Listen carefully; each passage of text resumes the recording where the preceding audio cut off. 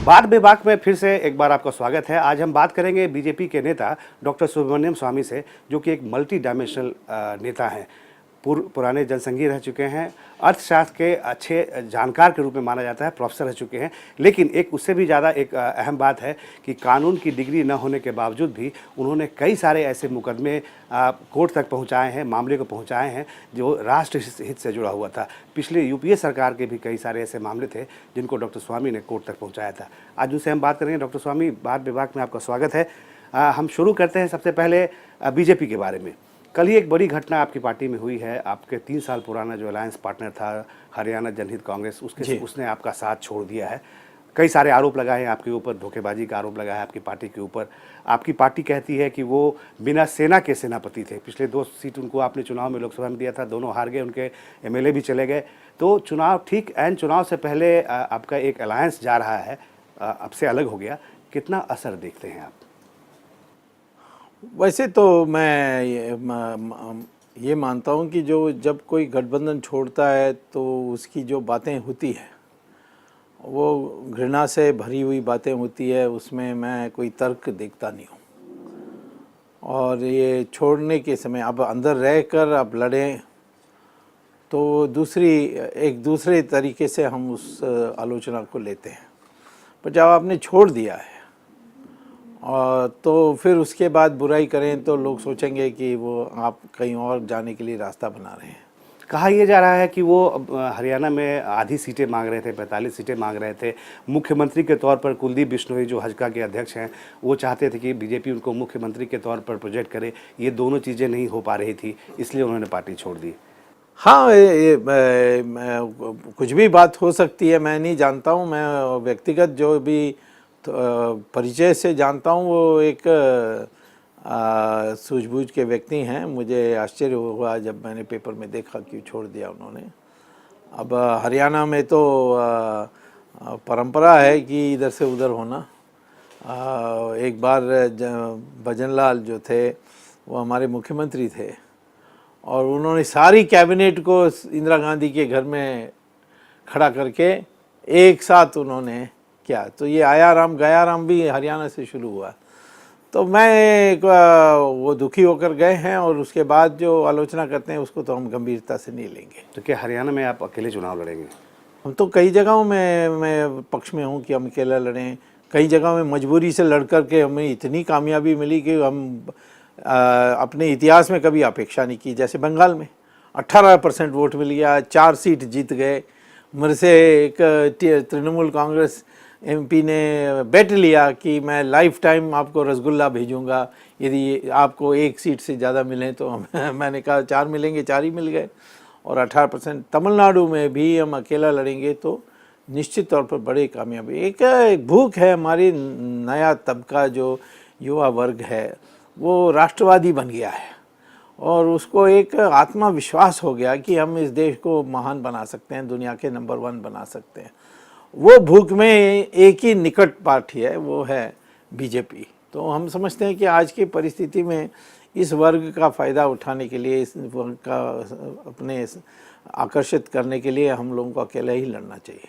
ये जो अलायंस छूटा है इसकी गूंज महाराष्ट्र तक सुनाई पड़ रही है। अब कहीं न कहीं शिवसेना जो आपकी बहुत पुरानी सहयोगी है वो आशंकित है। वहाँ भी सेम इश्यूज है। वहाँ भी शिवसेना चाहती है कि वो शिवसेना का मुख्यमंत्री हो। मैं दावा करता हूँ, आपको यही रोकता हूँ, दावा करता हूँ कि शिवसेना कभी नहीं छोड़ेगा मैं। क्योंकि जो बंधी हुई, जिस बात पर हम बंधे हुए हैं ना या हम जुड़े हुए हैं, वो कभी टूट नहीं सकता, वो है हिंदुत्व। और इसीलिए हम कितना भी आपस में लड़ें लेकिन आखिर में साथ रहेंगे।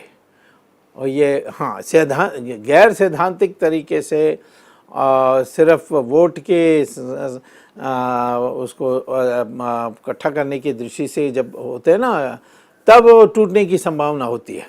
पर जहाँ हम जुड़ते हैं सिद्धांत पर, वहाँ कभी टूटते नहीं।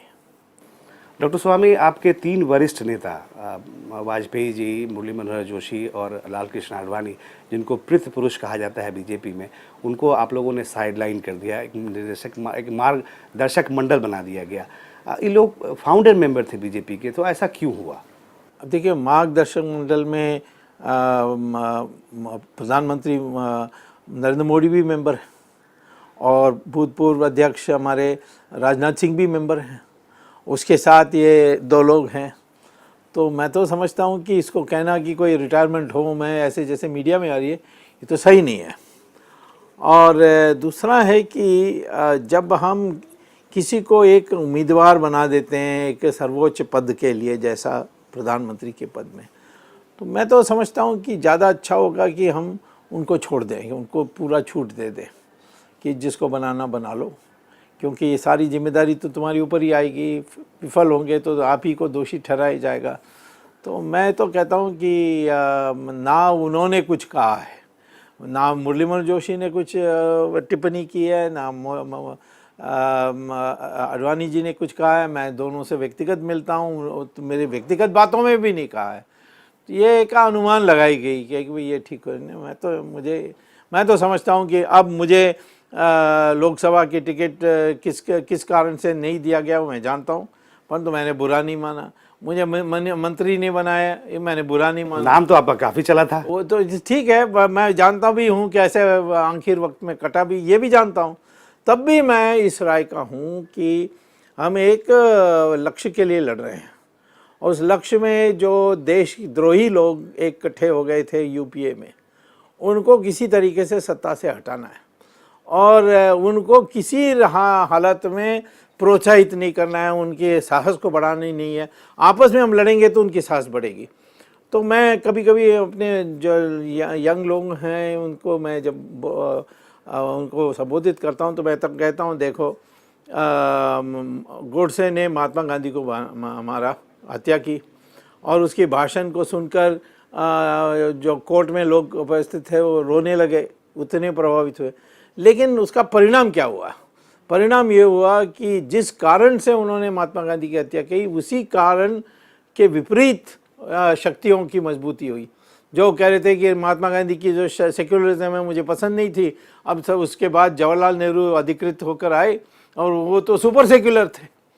तो हमारी देश के इतिहास में हम पीछे हटे, जवाहरलाल नेहरू सर्वसर्व बन के, ऐसा मैं मानता हूँ।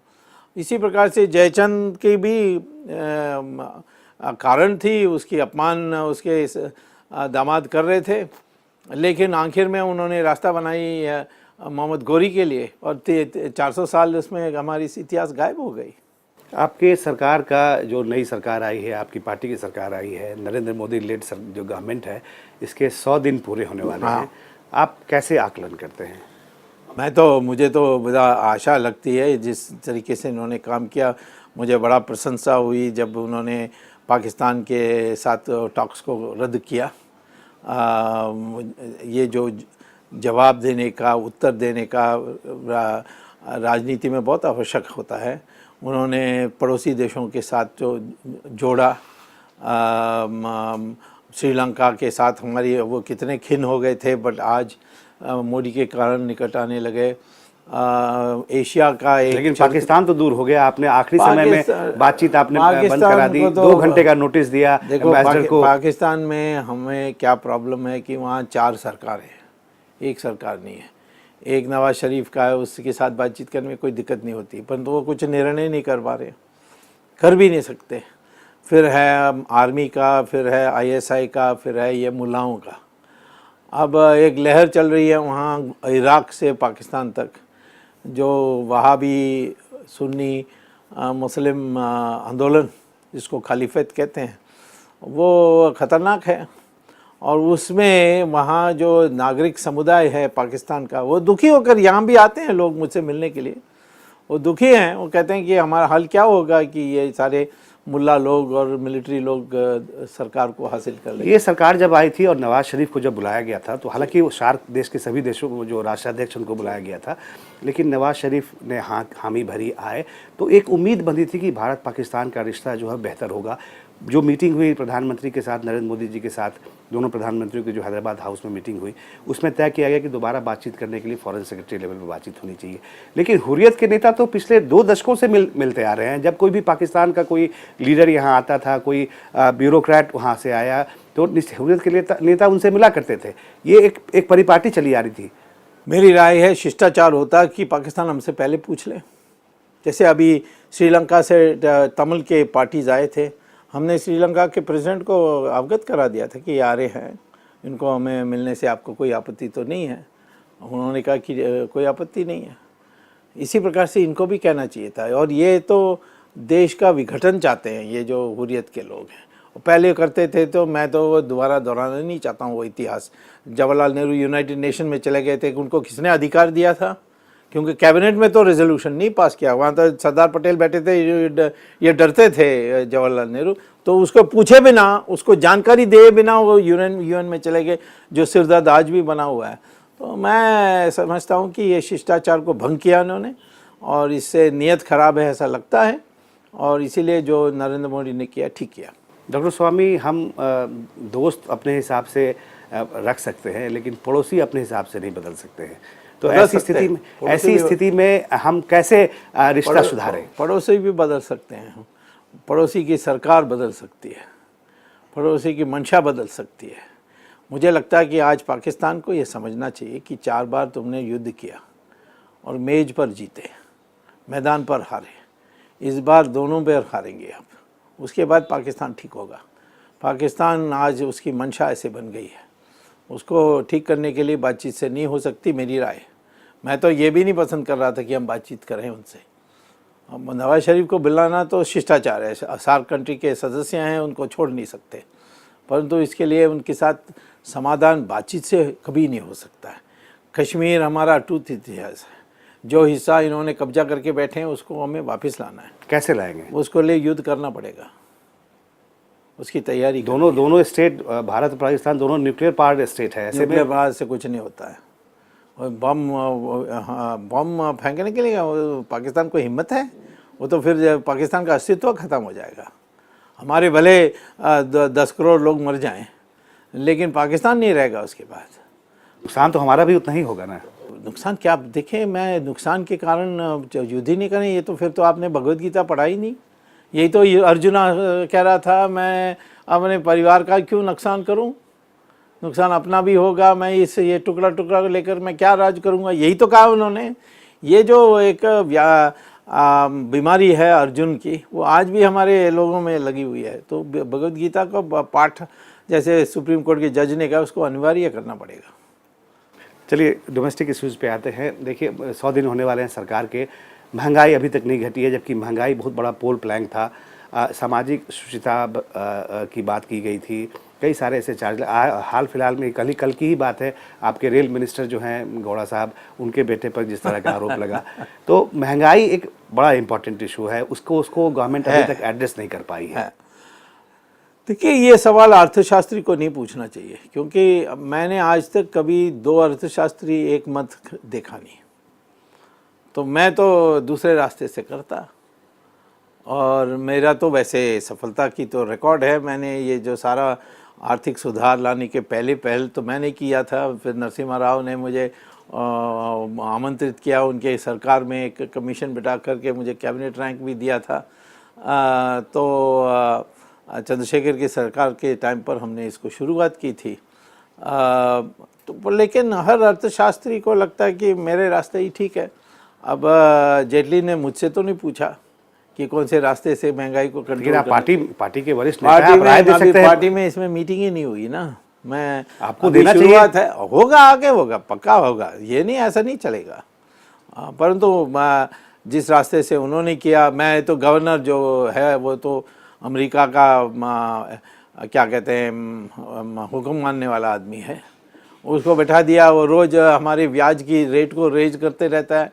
वो कहता है कि महंगाई कम करने के लिए इंटरेस्ट रेट को रेज करना चाहिए। मैं कहता हूँ कि कोई मरीज़ है, उसका टेम्परेचर को कम करने के लिए उसका जान ले लो, टेम्परेचर ऑटोमेटिकली कम हो जाएगा। तो आपकी सरकार है, आप चाहे तो गवर्नर को बदल सकते हैं। मैं देखिए, हमारी कोई तानाशाही की सरकार नहीं है जहाँ मेरे हुक्म चले। मैं इस राय का हूँ कि जब विफलता होगी, बहुत बड़े पैमाने में होगी, तब मुझसे पूछा जाएगा, तब मैं बता दूंगा रास्ता मेरी राय से। और मैं आपको बताना चाहता हूँ कि आज तक मैंने कभी 2 इकोनॉमिस्ट एक जगह मिल करके एक राय में कभी बने नहीं। यहाँ रुकेंगे हम एक छोटे से ब्रेक के लिए, उसके बाद फिर हमारी बातचीत का सिलसिला जारी रहेगा डॉक्टर सुब्रमण्यम स्वामी के साथ। ब्रेक के बाद एक बार फिर से स्वागत है हमारे साथ डॉक्टर सुब्रमण्यम स्वामी, जिस पर हम कई सारे विषयों पर बात कर रहे हैं। डॉक्टर स्वामी, अभी कुछ खबरें आई थी लगातार यूपीए सरकार के मंत्रियों के बारे में कि अलग अलग तरह की अफवाहें आई। राजनाथ सिंह और उनके बेटे के बारे में कई सारी चीज़ें आई, जिसको लेकर खुद राजनाथ सिंह को कहना पड़ा कि अगर इस तरह की कोई आरोप हैं, कुछ ऐसी बातें हैं, तो वो राजनीति छोड़ने को तैयार हैं।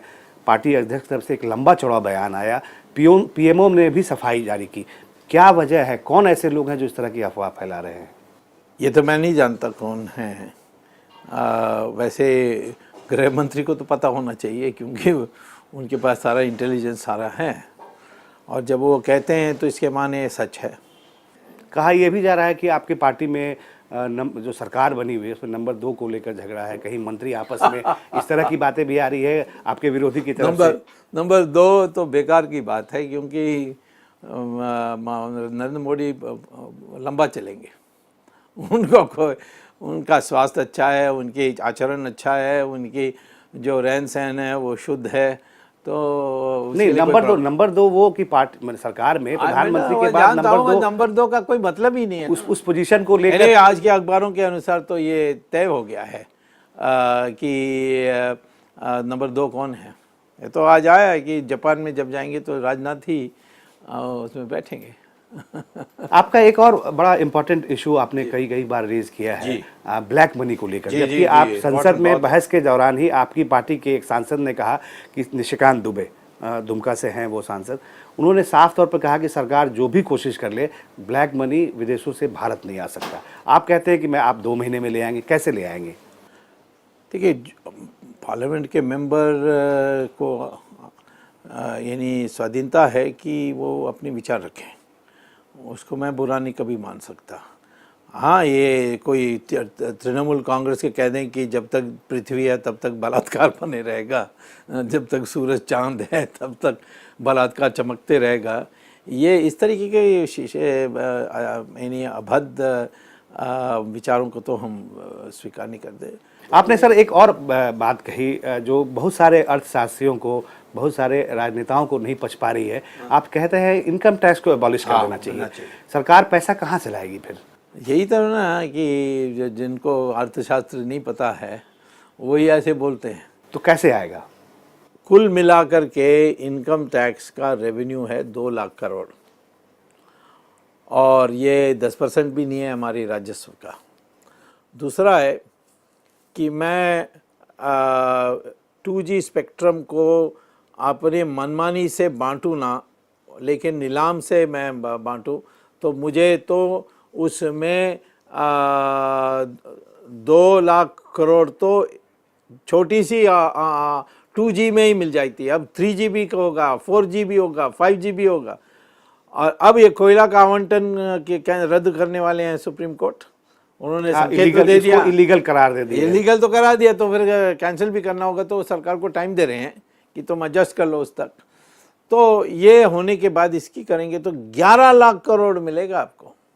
ये जो खनिज तेल को हमने मुफ्त में दिया सेठों को, उसका हम नीलाम करेंगे तो 24 लाख करोड़ मिलेगा। चलिए, हम इसके अलावा कुछ कांग्रेस की बात कर लेते हैं, जो आपके ऊपर बराबर आरोप लगाती है। आप वेंडेटा पॉलिटिक्स करते हैं, बदले की राजनीति करते हैं, क्या कहना है आपको? अब मैं ये कहता हूँ कि ठीक है, मान लीजिए आप तर्क के लिए या आर्ग्यूमेंट्स के सेक के लिए मैं मान लेता हूँ उनकी बात, लेकिन कौन सी बात मैं ऐसे कहते हूँ जो झूठ है? मैंने कहा सोनिया गांधी ने अपने एजुकेशन क्वालिफिकेशन में झूठ वो लिखा है एफिडेविट में, वो भी शपथ लेकर, और बात सही निकली।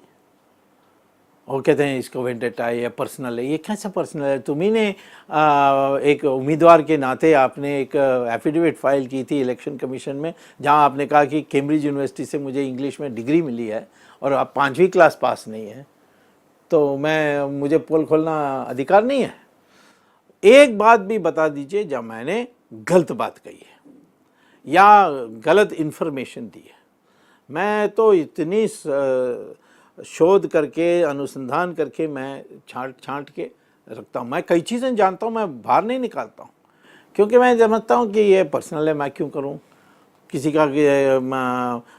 का गर्लफ्रेंड है, ये तो मैं नहीं कभी बात करता हूँ। कि वो उसने गर्लफ्रेंड रखा है, ये तो कभी नहीं। राहुल गांधी के भी आप काफ़ी आलोचक राहुल रहे हैं। गांधी तो मैं जरूर करता हूँ, वो तो नालायक है, बुद्धू है, उसका बहुत सारा जगह फेल होकर आया है, अफीम लेता है, अफीम मैंने कोकेन का हिंदी में पता नहीं। बड़ा आरोप लगा रहे हैं कांग्रेस पार्टी के अभी कह रहा हूँ कि कोकेन खाता है, उनको केस डालने बोलो, मैं दिखा दूंगा, सबूत दिखा दूंगा, उसके जो क्लिनिक में गया है लंदन में, वो सारा निकाल के दे दूंगा। कहते हैं कि नेशनल हेराल्ड में जैसे जिस तरह से इस तरह से बनाया, स्वामित्व उनके पास आ गया, पैसा कांग्रेस पार्टी ने दिया, तो फिर आपको क्या आपत्ति है? ये आपके आलोचक कह रहे हैं। मैं ये कहता हूँ कि ये जो आपने बेईमानी से ली जमीन, तो हमारी ली है सरकार की, हाँ, ये तो पब्लिक की है। और ये तो मुझे ये कपिल सिब्बल यही कहते थे जब स्पेक्ट्रम का मामला भी था, कह रहे थे तुम बीच में कैसे आ गए इसमें, ये सरकार के पास स्पेक्ट्रम है और ये प्राइवेट कंपनी है, इसको हमने सस्ते दाम पर दे दिया, तुम कौन होते हो पूछने वाले।